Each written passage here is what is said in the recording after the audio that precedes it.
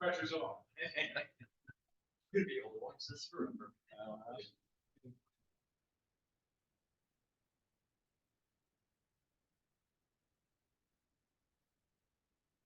Just a Minac.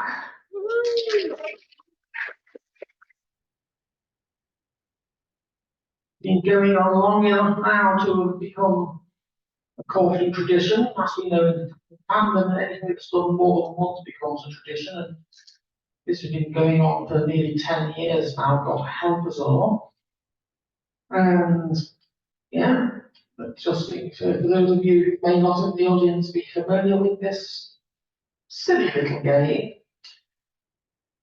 the idea is that I give each of our 4 contestants in turn a subject entirely unprepared and ask them to speak for 1 minute upon that subject without hesitating, repeating themselves, or deviating from the subject. The only exception to this being that they are allowed to repeat the words and the subject that I give. If they commit any of those sins, then one of the other players may buzz and challenge them, and if it's judged to be a correct challenge, not only do they get a point, but they then get the remainder of the minute on that subject to continue as best they can. When that minute is up, whoever's speaking at the end of the minute gains a point. And what do the points make? No points make for making a railway accidents very frequently. So, let me introduce the 4 intrepid pioneers who are going to play the game tonight. We have Mr. David Hodson, all the way from, dear old England town. We have Rick Cohn, who played this more than once before, but somehow always manages to come back from all this. We have a first-time player in the form of Ivy Gunn. And then at that end, we see, she was the undisputed champion at the Vancouver Corfu, and this is the first time she's had to defend the chance she's had to come and defend her title, Jen Farley.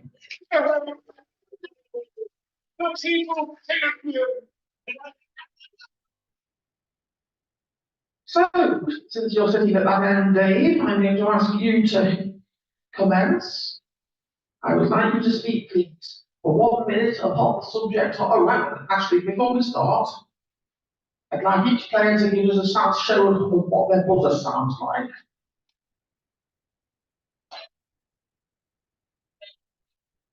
You'll notice that they all sound subtly different to enable this deaf twit in the middle here to tell you who's buzzed in.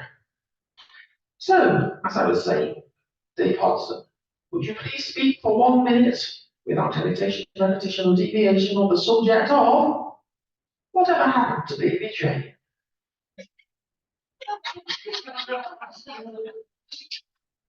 Rich Cohn has shunned. Be clear enough, I think that was a hesitation. And then, one second, I'm not going to try and score on that time, or I'm just switching around between. Oh, I have a pad in here, but you have a. I need your efficiency does you credit. That's a point to either to start with, helping out the question master.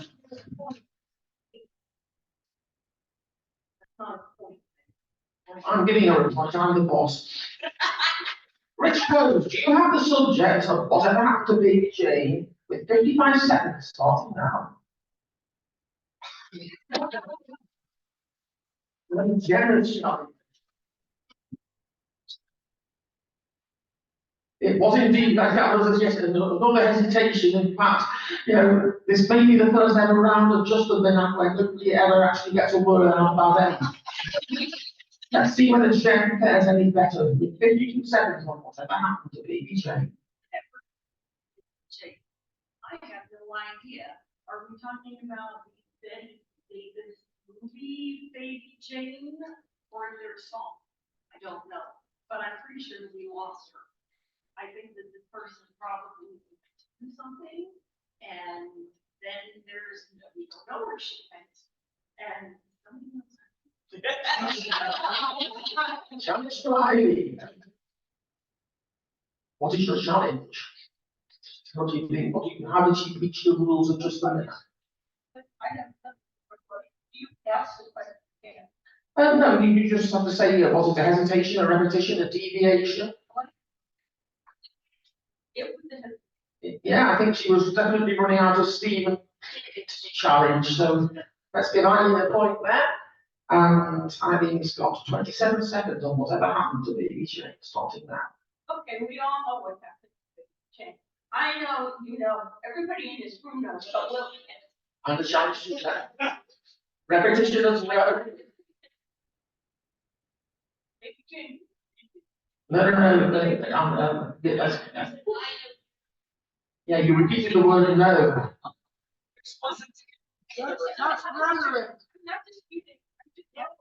Yeah. That is how it works. I'm sorry that you have to have a baptism of fire. So, Jen, you have the subject with 21 seconds starting now. So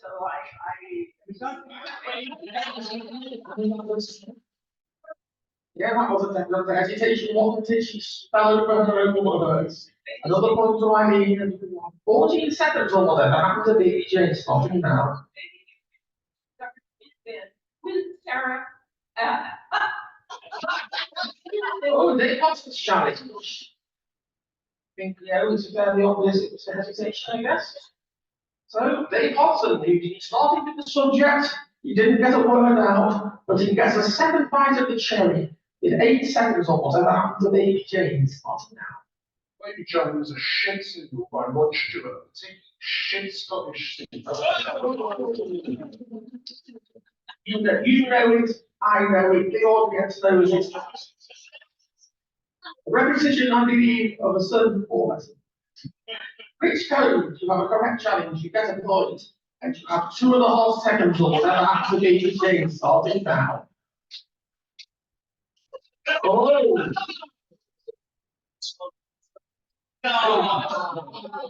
Oh, that's a bit of a famous challenge. Do the audience think that that was an unwarranted challenge? Yeah. Oh. They're against you, Dave, I'm afraid. So, as the victim of an unjust challenge, Rich gets another point. And he has half a second or whatever to be seen starting now.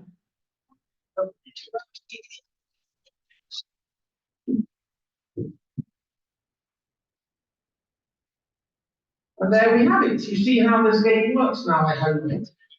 You know, the cutthroat intensity, you know, the wordplay, the blinding incandescence of it all.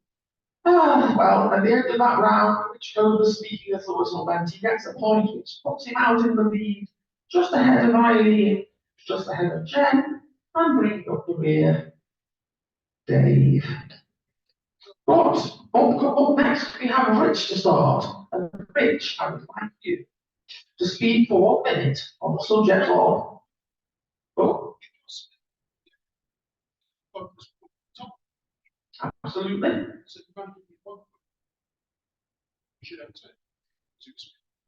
Oh, as a matter of fact, he's got 4 points for all the various different things that he's amassed during that round. That's why he's in the lead. You only have 1.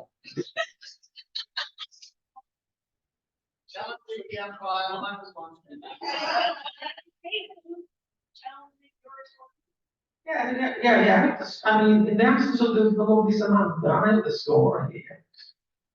Anyway, you know. Because if you're not genuinely there, you're not trying to find smart and positive. I'm the quizmaster, I'm learning you. Rich Code, would you speak for 1 minute on the subject of stiff little fingers? Starting now.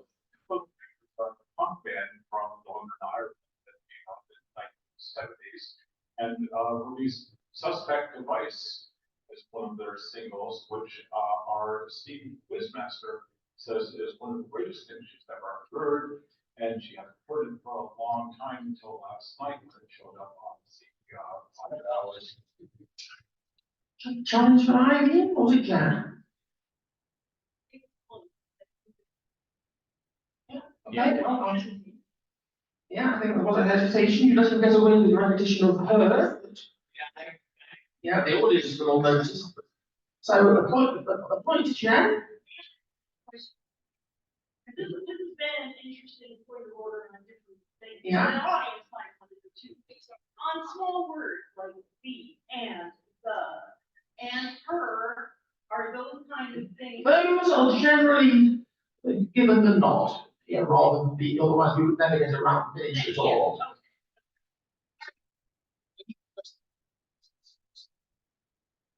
But you can't go those. Well, if I was to say text, okay,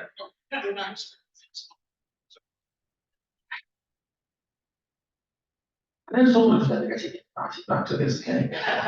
Then you have the topic is stiff little fingers. You have 37 seconds on that topic starting now. Punk band, which I've never heard of. So I'm gonna go with the stiff little fingers that you get when you're really, really cold, which is not going on topic because they are stiff. Challenge provided. Oh, this is your challenge. Repetition of Stiff? Oh, no. Stiff is one of the words in the subject. I did say quite clearly at the start because a few years ago, John fell into that same trap and I had to explain to him why it wasn't a valid challenge. But of course, I said that she said really, really cold. I'm a slow learner.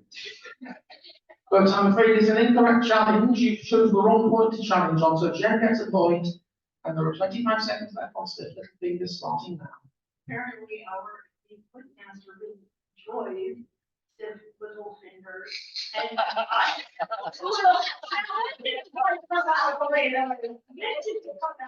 because I don't know Tucker personally well enough to know whether or not that's an accurate statement. But That's the challenge for big boss. Yes, she ran out of steam, didn't she? They Boston, that's a correct challenge.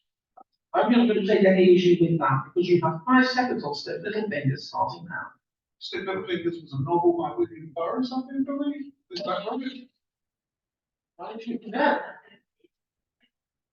and you wait for I think the audience, I just want to give you this one, Jack. So we're I'm not convinced that William Morris did write it, but I'll take your word for it. But in any event, Dave, you have half a second on stiff little fingers starting now. Like the equivalent of. Right. So, Dave Watson is speaking as the whistle band, and it's very exciting now because we have a 3-way tie for first place between him, Rich, and Chen. And there'll be one game behind, standing up there. So, I think it's time we gave Ivy the subject to begin with next. Ivy, would you speak for 1 minute without hesitation, repetition, or deviation of the subject of blank verse, starting now? blank verse, everyone knows that verse is intended to be filled with words. Verse is intended to be empty, to be pure. That's the only way you can really make verse. If verse is a word, I mean, many times I will keep you. Sorry. I don't have Yeah, I'm afraid, we encourage bringing merriment from the audience, but you're not allowed to break the rules. So, Jen will give you the subject with 40 seconds to go on blank verse, starting now. I love poetry, and you tend to write most of my things in rhyming. However, blank verse is something that I am using more and enjoying, including things that Sandra earlier did. And an action. Challenge line. You said you can't say. You said, One is generally considered to be a hesitation. okay, I was actually verbal. I think, you know, particularly as she's here. You guys are turning on. So first, playing the same, I'm going to give back a correct challenge to Eileen. She regains the subject. She has 23 seconds on blank verse, starting now. Blank verse protects the problem from both because blank verse. Challenge. Sorry. What?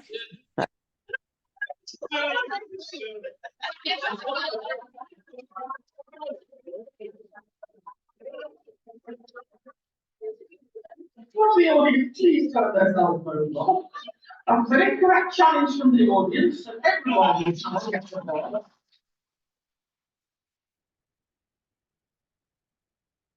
Subject is Eileen wanted. Eileen, you have 19 seconds on blank verse starting now. Because book designers are. Challenge from Rich Perry. Standing National Occupational Hazards of this crazy game. Rich, you have 15 minutes, 15 seconds on blank verse starting now.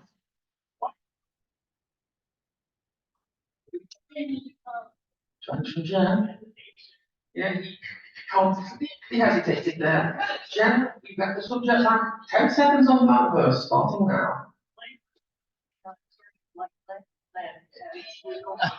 Financial Rich Code. Lesson less is indeed a repetition, it's probably all this gets falls in the book, so Rich, you get the subject line. 6 seconds on that verse, starting now. So verse set open. I know blank is part of it, but he was drawing a blank on blank, and it's really not. It's a word on the subject record. I'm glad they. Rich gets the point. Rich, for 1 second on that verse, starting now.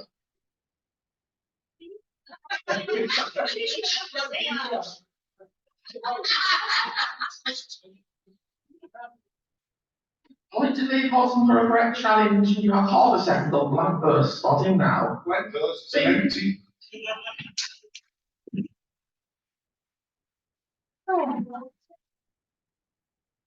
If you, I know, I think again, you heard the punchline.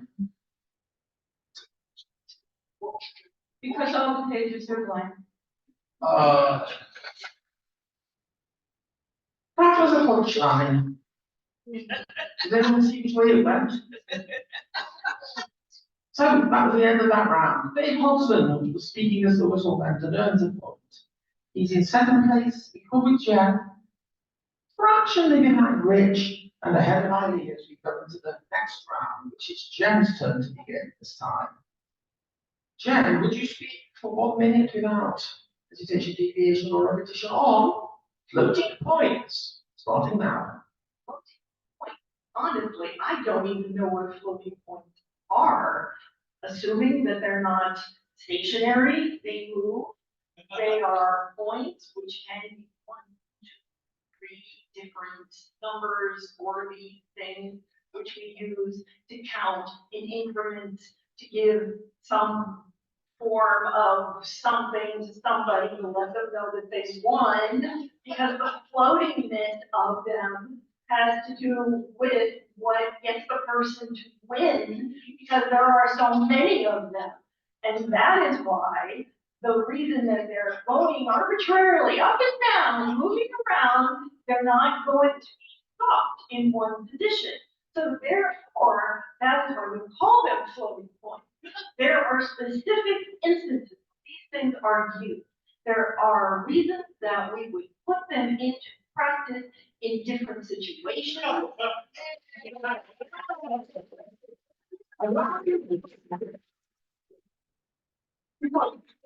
got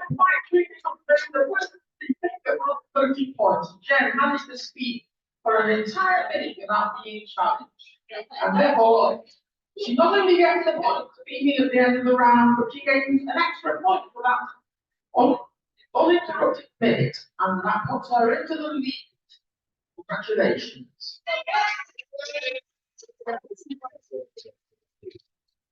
Feel like you was the champion at that group, aren't you? Now, Dave, we're back to you for the start of the next round. And I'd like you to speak for 1 minute, please, on the subject of the Goon Show, starting now.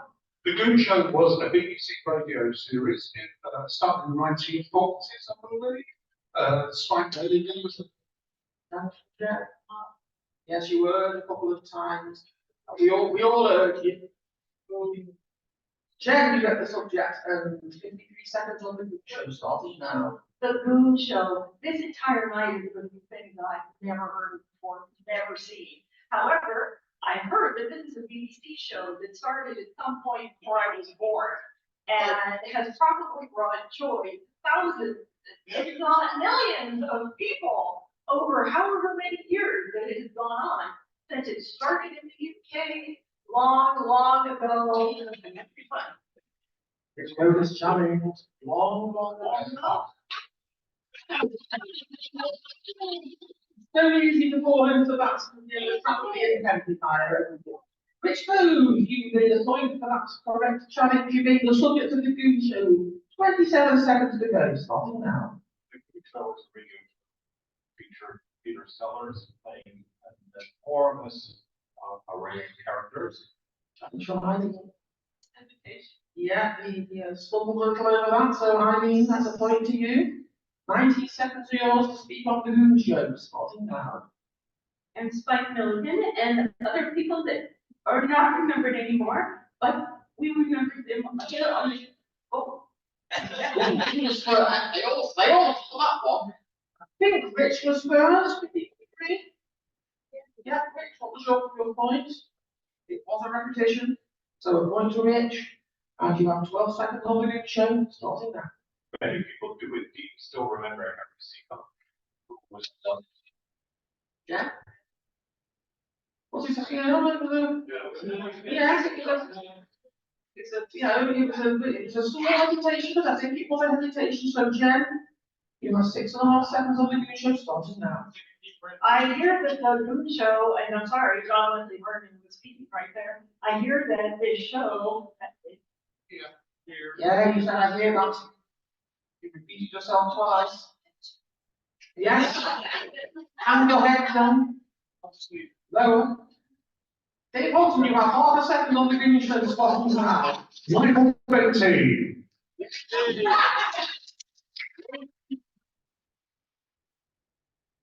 So at the end of that round, Dave Hodgson gets a point speaking as the whistle went. He's still ahead of Eileen, but he's a little fraction behind Rich, who in turn is a fraction behind Jen, who is on the interesting going to the next round. So, Rich, I'm going to call upon you. Would you speak, please, for 1 minute on the subject of Mickey Mouse, starting now? Mickey Mouse is no longer in copyright. So, Dan O'Neill could use them in their pirate plays and not get sued by Disney and drug them. So, yeah, suing, it's defending himself. Yes, Jen, that was it. He fell over his own lips, didn't he? Point goes to Jen. 47 seconds on Mickey Mouse, starting now. Mickey Mouse created by the Walt Disney Company and yet is now out of copyright, but only the original Steamboat Willie version of the cartoon. There are many other versions of the cartoon. Oh, sorry, but it's too late. Yeah, Rich. And I apologize for the swearing very much, but I'm Nick's wife. So that explains it. Dave Hodgson, 31 seconds on Mickey Mouse, starting now. We've already had Steamboat Willie mentioned. Mickey Mouse is a companion of Pluto the dog and Dog Duck. Mickey Mouse is a term that Nick and I know very well because we've called many of us Mickey Mouse in the past, haven't we? Useless little wankers, properly over colls, all the little twerps we used to call them. They were all Mickey Mouse, weren't they? God, how much shall they have? Oh,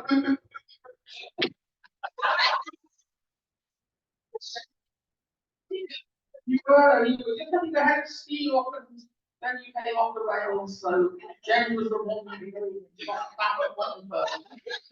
Jen, would you give me 6 seconds on Mickey Mouse starting now? Mickey Mouse lives in Disneyland in Southern California.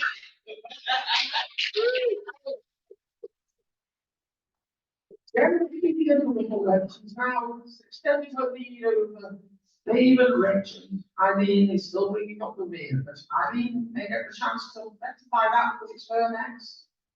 Eileen, would you speak please for 1 minute without hesitation, repetition or deviation on the subject of Bob Dylan, starting now. Oh my God, I could talk about Bob Dylan for hours. Bob Dylan's one of my favorite musicians. I have been listening to Bob Dylan since I was about 4 years old. No. I'm older than that. I'm not. Yes, I'm afraid repeating yourself is a no. So which point gets a token, which point gets a token, or which point gets a point, and then you like, I don't know. But that challenge, which you speak on Bob Dylan for 48 seconds, starting now. I cannot speak on. No, you said it like that, no. Yeah, there was a in there, so I'm gonna give Jen, I think, 45 seconds on Bob Dylan, yeah, starting now. That doesn't mean Jen can do better on Bob Dylan because it's very difficult to understand. Does anybody actually know the lyrics that are being sung? Yeah, I think we'll give that one. It was, only a slight one, but you're in the lead. So I'm going to take So Eileen gets a point. Gets the general Bob Dylan back with 36 seconds starting now. Okay, I saw a fantastic Bob Dylan concert in Boston once. I was on the stage behind Bob Dylan, and Paul Williams, it turns out, was also there at the same time in the same place. Rhetoric is my dad. Yes, it goes the same word twice, and therefore the same point goes to Jen. Jen, you have 22 seconds on Bob Dylan starting. Bob Dylan has dark hair. Bob Dylan is a singer. I've seen him with a guitar. Yeah. Once again, Rich gets the point for that challenge. It's 14 seconds on Bob Dylan, Rich. Starting now. I believe that Bob Dylan's hair is no longer dark, and that he won a Nobel Prize for his song.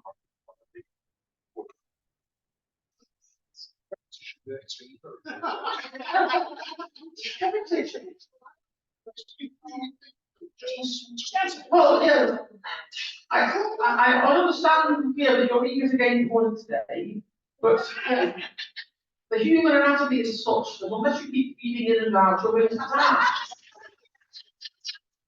And we've already got enough jokes dying up here without the contestants dying as well. No, I'm not giving you that challenge. I'm giving Rich a point for an incorrect challenge. And he has 2 seconds on Bob Dylan.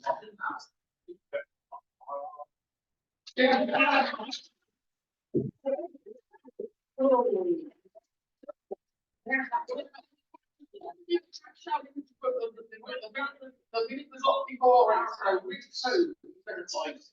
Speaking on Bob.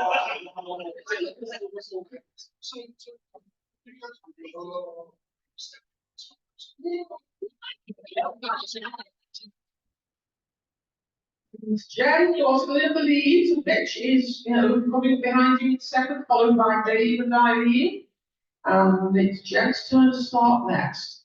And your subject, Jen, I know you know plenty about this, but you're always rumbling, you didn't know anything about floating points. Would you speak for 1 minute on self-publishing, starting now? Self-publishing is so popular today. And it's one of those things that I kind of wish wasn't as important. No, so you have to teach it instead, and Rich takes the point. And he has 50 seconds on self-publishing, starting now. Enormously past few years as technology cheaper and cheaper.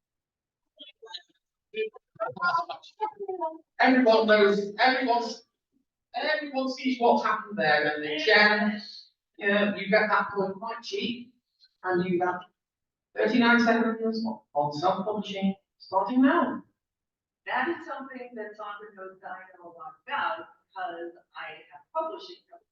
So I deal with a lot of authors, many of them would like to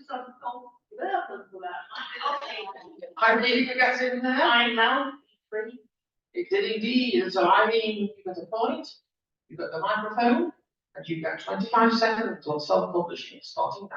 self-publishing. It's a very delicate business, and all of us are here, because pretty much all of us here have experimented with that delicate. Rich, your challenge? Yeah.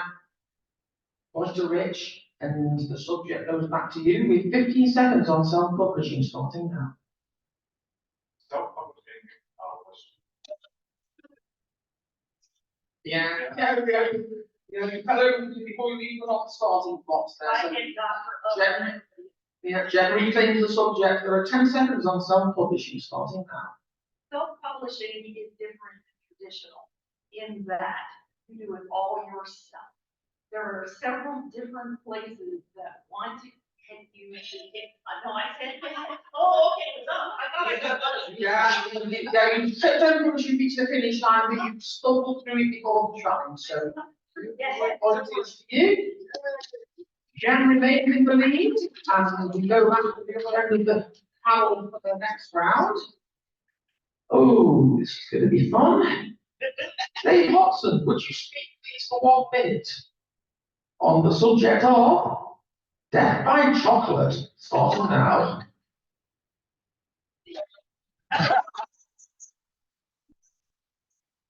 Just say it then. Who gets the point? Dave actually pushed his button first. And he's had a correct challenge against himself for hesitation. So we need to take subject 56 seconds on death by chocolate, starting now.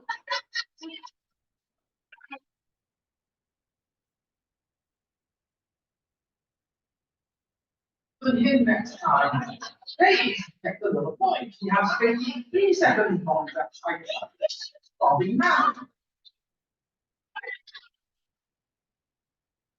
Well, yeah, you have a chance to hesitate. Oh, well, in order to break this down, what I'm going to give Jen the subject. Jen, you have 51 seconds on death by chocolate, starting now. Buy chocolate is something that I have almost done many times, working in Teas Candy during the holiday season. Because they allow you to eat as much of the product as you want on the days that you are there in the store.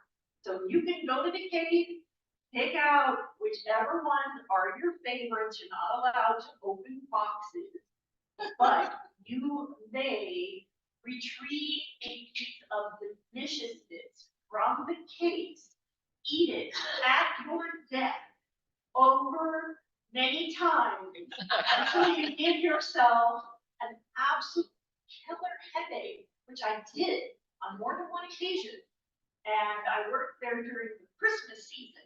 So that was when there were a lot of specialty items that you don't get during the rest of the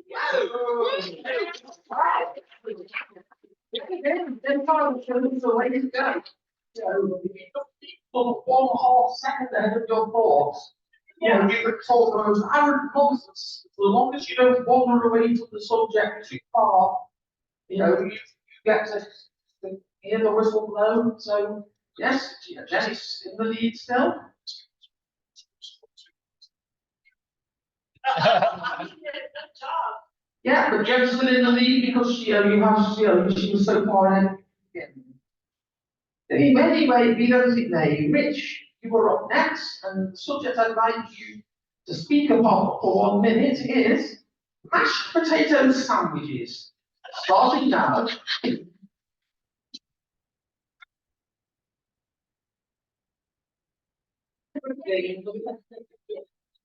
Thanks yourself again, you're taking your leave out of what's possible. 57 seconds on mashed potato sandwiches, starting now. What? Sorry. That's unfair, unjust, and inequitable challenge. Point to Rich, who has 56 seconds on mashed potato sandwiches, starting now. What monster would invent something like Yeah, that was it. It was in the middle of a word, but it was definitely hesitation. Eileen gets the subject and the point. There are 52 seconds on mashed potato sandwiches, Eileen, starting now. I'm not sure I can talk for 52 seconds on mashed potato sandwiches, but I'm quite willing to try. I've never had a mashed potato sandwich. I'm not sure I ever would want to have a mashed potato sandwich, but I can tell you how to make one. You're going to need mashed potatoes. You're going to need bread. You're going to need. Yeah, if we only had that. Yeah, you kind of put a rhetorical threat, and it's unfortunately illegal under this rules of the game, which we must follow. And therefore Jen gets a point, and the subject of mashed potato sandwiches with 33 seconds. Mashed potato sandwich is a delicious treat after Thanksgiving dinner when you have so many leftover bowls of mashed potatoes that nobody decided they wanted. Maybe it's because you ran out of gravy, or there could be other reasons nobody wanted to eat the mashed potatoes, but there they are. So you have bread, you have the leftover deli. Lots of challenges. You are correct. Yeah, I did it. point to Dave Watson there, and Dave gets the subject of mashed potato sandwiches with 7 seconds to go, starting now. Paris fibre, King Edwards, reds, whites, greens, all sorts of colours of potatoes are available. Rich Code has challenged.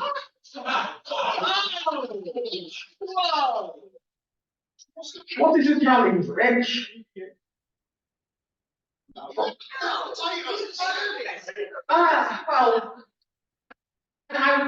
I would be with Watson all the way until he said green. Green potatoes, Dave? Yes.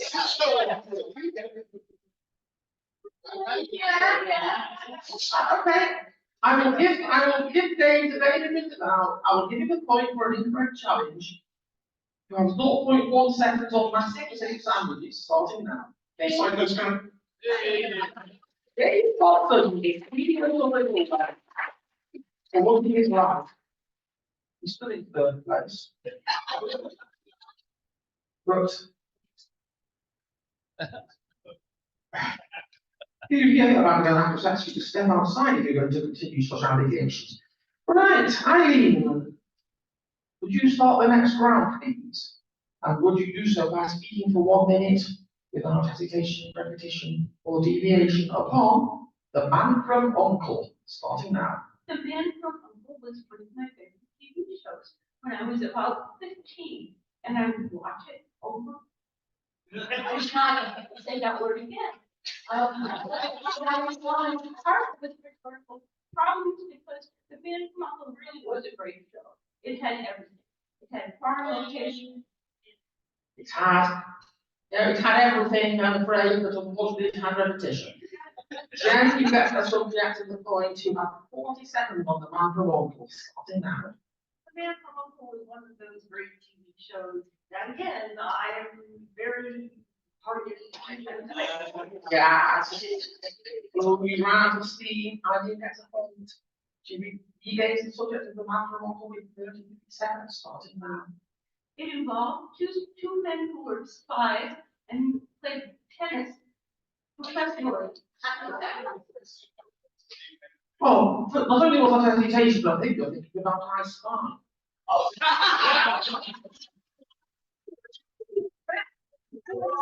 Yeah, hesitation.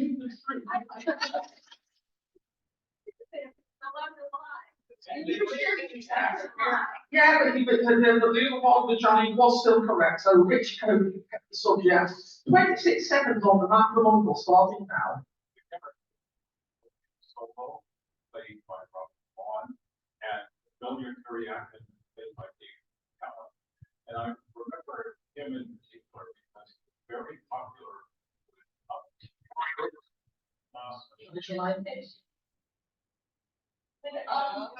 Yeah, I think, yeah, the audience is joining, so let's run to the point and give us the subject back. 11 seconds on the man from Uncle starting now. The man from Uncle is a television show that I have very hard time remembering which television show it is. Oh, that was, yes, Susie Pryor and Jenna, I think, have the edge. Do people agree? Yeah. On to Rich then, and he has the subject 4 seconds on the man from Uncle starting now. There was a hit song. Way up the charts. Love Got Bill.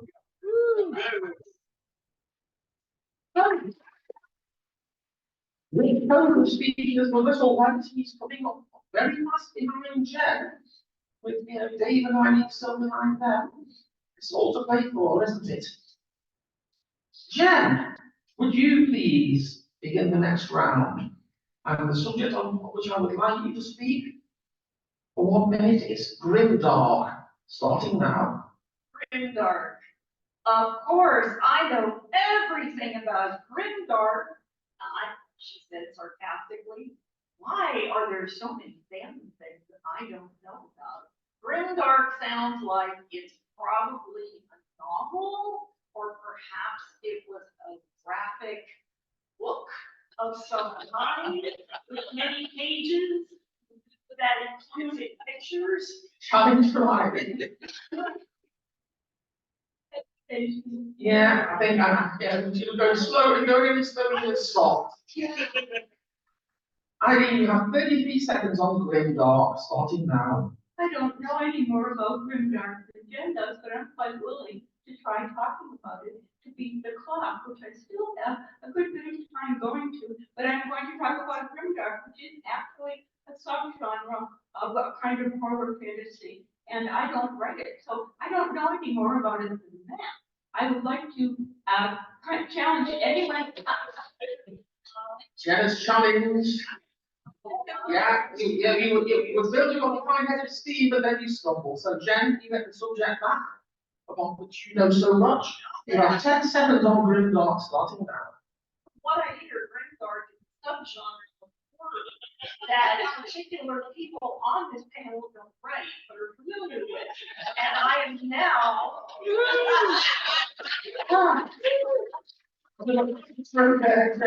Speaking of the little legend gets the point.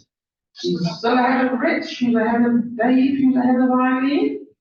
And there are, we're going to have one more subject for each of them before we call it a day.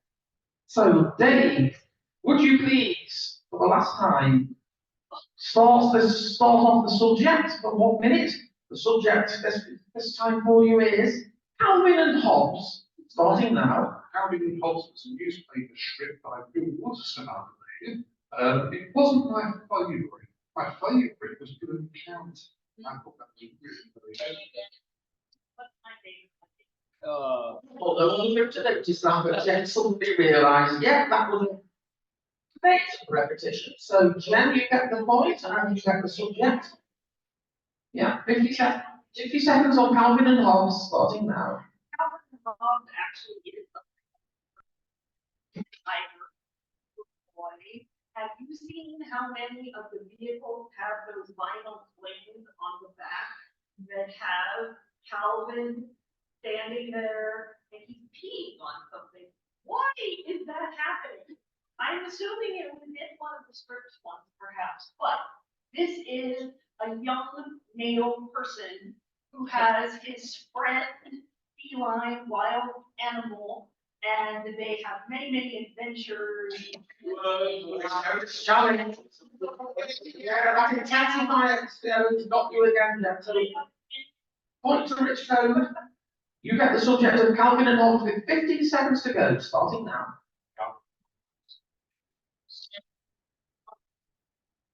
I think the audience is in the air.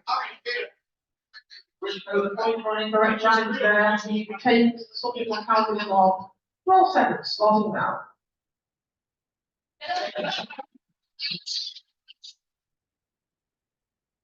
Yeah.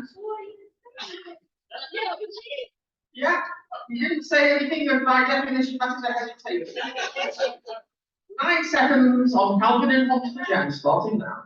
Calvin and Hobbes has become an extremely controversial topic on this particular panel. The boy. There was challenges. I think there was. So Rich Coe gets the subject back for 1/5 of a second on Calvin and Hobbes. Starting now. Bill, what? Rich Coe, you speak to me to say what? He probably didn't whistle, he gets the point. He's still, the closest challenger to Jen. And he also gets the chance to start the next round off, the final time. Rich, would you speak for 1 minute on the subject of Ubik, starting now? Ubik by Philip K. Dick is my favorite science fiction novel. It involves Joe Schiff, I believe, this character who is working for Leo Hunsinger, and they go to the moon or something like that. And anyway, there's a part in it where Leo. Oh. Well, I love the way they pick his favourite science fiction novel, but he isn't quite certain if they go to the moon.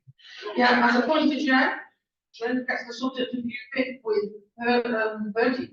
43 seconds starting now. Ubik is Rich Coe's favorite science fiction novel. And apparently they go to the moon. It is also contested. They may or may not do this thing that we just heard about. Perhaps it is a different planet. Perhaps it may stay on Earth. Challenge survived. The too much uncertainty you perhaps done a little too often. So Eileen gets a point and she has 22 seconds on Ubik, starting now. Ubik really is one of my favorite science fiction novels. And the word from Ubik is ubiquitous. And Rich Coe gets the challenge in there before anyone else. It was a hesitation, so Rich, you get another 14 seconds on your allegedly favourite science fiction novel, starting now. Don't clearly remember every detail of it, except that it turns out the characters are all dead, and that they are living in this afterlife, which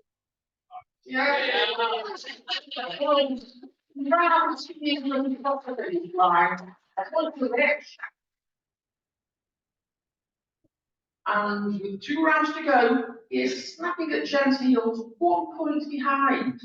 But it's Eileen who gets to go next. Eileen, I would like you to speak for 1 minute, please, on the subject of Hesitation. the subject of Inside My Wardrobe, starting now. Inside my wardrobe is everything you ever wanted, in every color you can imagine.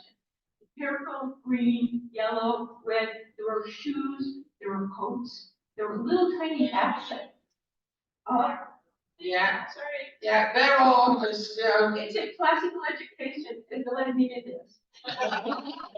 It will have 5 years of Latin, and I didn't say anything without saying something 3 times. that is the best excuse I've ever heard for breaking the rules of destiny. We're going to give Eileen a point for that. People champion. But Jen, by the rule, you get the subject of Inside My Wardrobe. You have 36 seconds starting now. Inside my wardrobe may be something about everything that anybody ever wanted inside my wardrobe. It's more like going to a terrible version of Narnia, because you're not going to find anything there that you want. It's going to be things that don't fit you, perhaps that suit over there. Eileen is challenged, I think, yeah.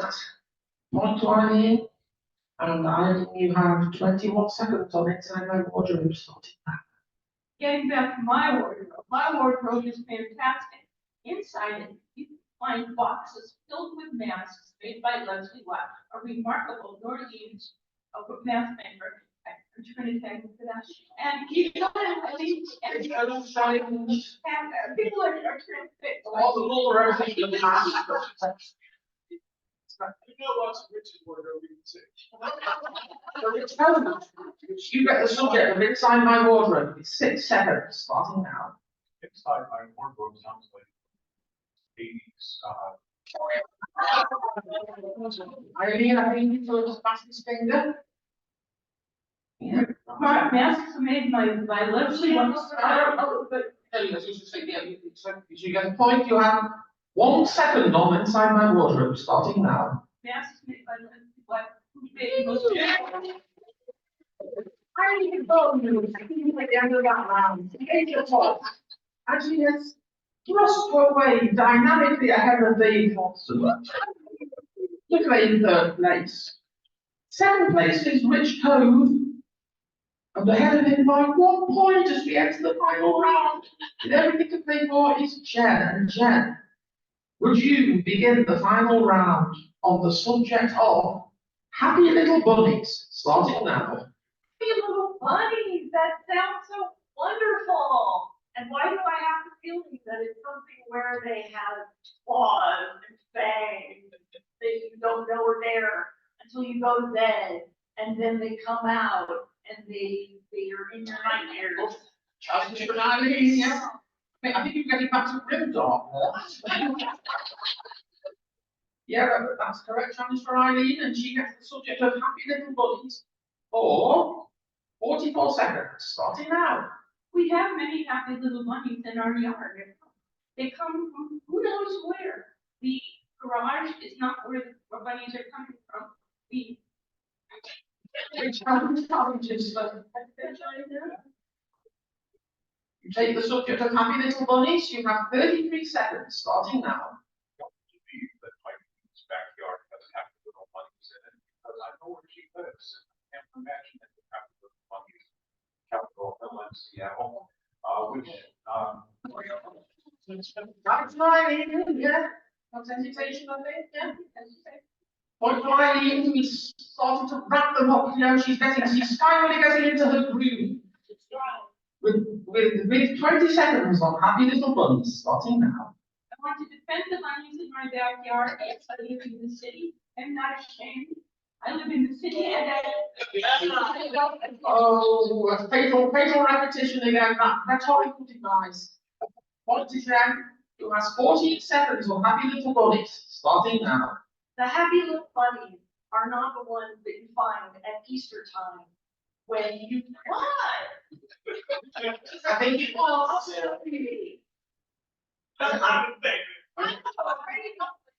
And Rich Cohen gets a point for a correct challenge, and 8 seconds on Happy Little Bunnies, starting now. again, happy little bunnies sound like falling hair synthesizer bands from the 1980s. So,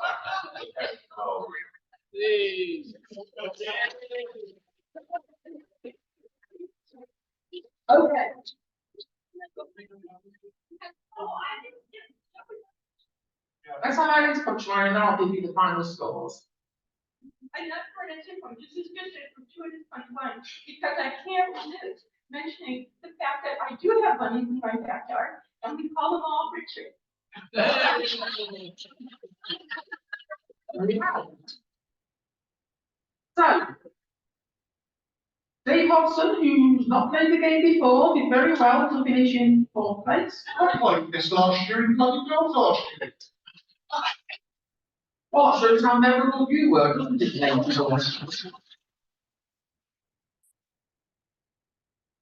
Played the game before, and she's, you know, with a late spurge, overtook Dave to claim 3rd place. Now, in that last round, Rich Cohen was speaking as the whistle went. He gave the point for that. And that point has put you 1 point ahead of Jen Barry, and therefore we say that the winner for Little Minac for 2024 is Rich Cohen. Congratulations, Rich. So we're going to be remaining for the thank you all for being a wonderful audience and clapping us all the right places, mostly. And if you ask me nicely enough, I may even say that you will come back to the next year's call through and maybe, potentially, hear me once again, Rob. Just a minute.